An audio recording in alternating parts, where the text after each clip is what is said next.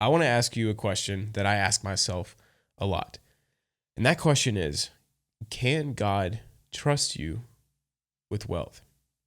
Now, this is going to sound really weird. Some of you might be like, what is he talking about? But I'm going to explain it to you. You see, a couple of years ago, I invested in GameStop stock. And not only did I invest in stock, I bought call options. And I was dirt broke with hardly $100 to my name. But I saved up from working and I had about $300 and I bought this GameStop call and it turned into $20,000 in 3 months, which is more money than I had ever seen, like times 100. I mean, I had never seen this much money. And I thought, like, this is it. I'm going to do it. I'm going to set up a studio. I'm going to create content.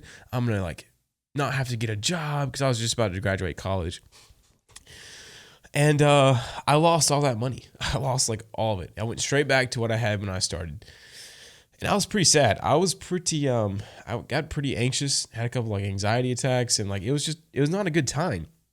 But I was having a conversation with my brother the other day, and we've actually had this conversation multiple times, and we are so thankful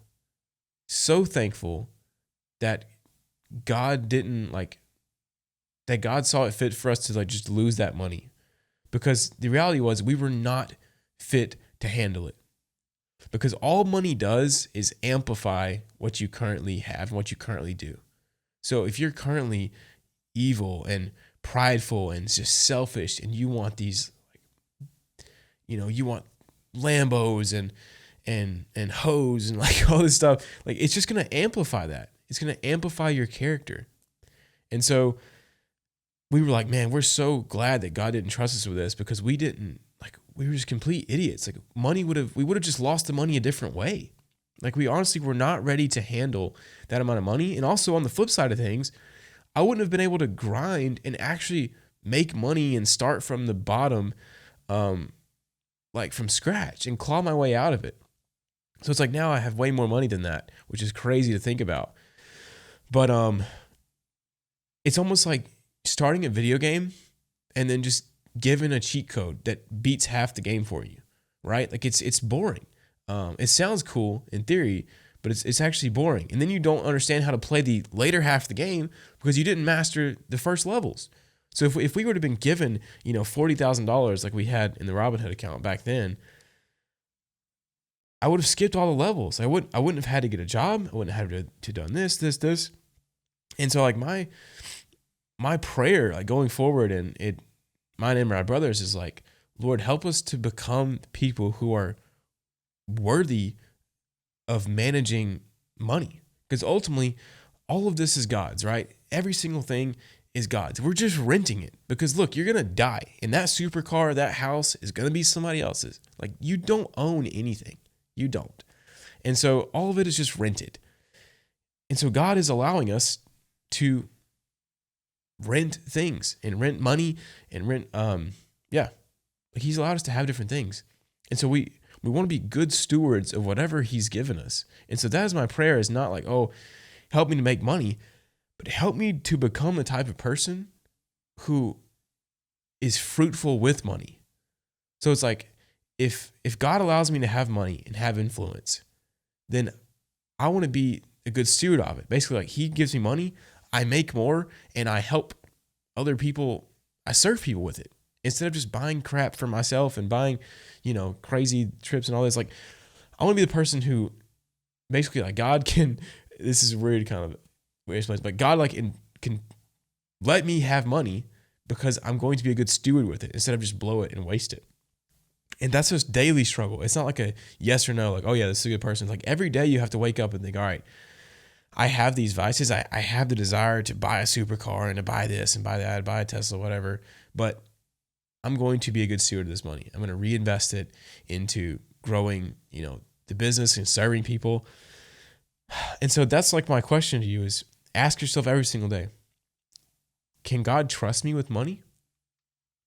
Because the reality is, you should be praying that God does not give you anything that you are not prepared to handle. Because that is how you end up in an awful, awful situation, guys. Awful. I've seen it happen time and time again. I've seen it to small extents in my life. Like when you're given things that you're not ready to handle, it ends up in pain. Like that's exactly what happened with my like investing blow up that happened.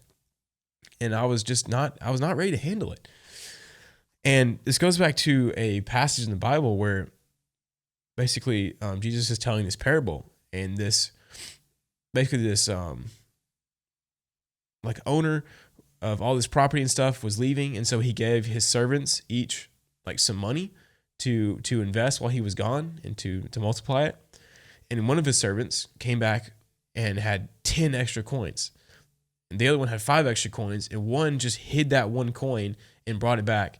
And so he told the first two, like, well done, good and faithful servant. You've been trusted with a little, now you will be entrusted with a lot. So they were given a little, and they made a great use of it. They were fruitful with it. They invested it. They did good. They brought a return back for their master when he came back years later. But the last guy, he hid it. He was scared. He didn't do anything. He just hid that one coin, and when his master came back, he brought it back and said, here you go, here's exactly what you gave me, and nothing more. And he was like you evil servant, like you have been unfaithful with a little, and so what little you do have will be taken away from you. And that's kind of the reality of how the world works in general. Like the people who have a lot continue to get more, because they understand how it works and how to be good stewards of it. And the people that don't have anything end up just continue losing whatever little things they do have. So yeah, hopefully this made sense to you guys, but this is something I've been thinking through a lot recently, which is like, can God trust me with money?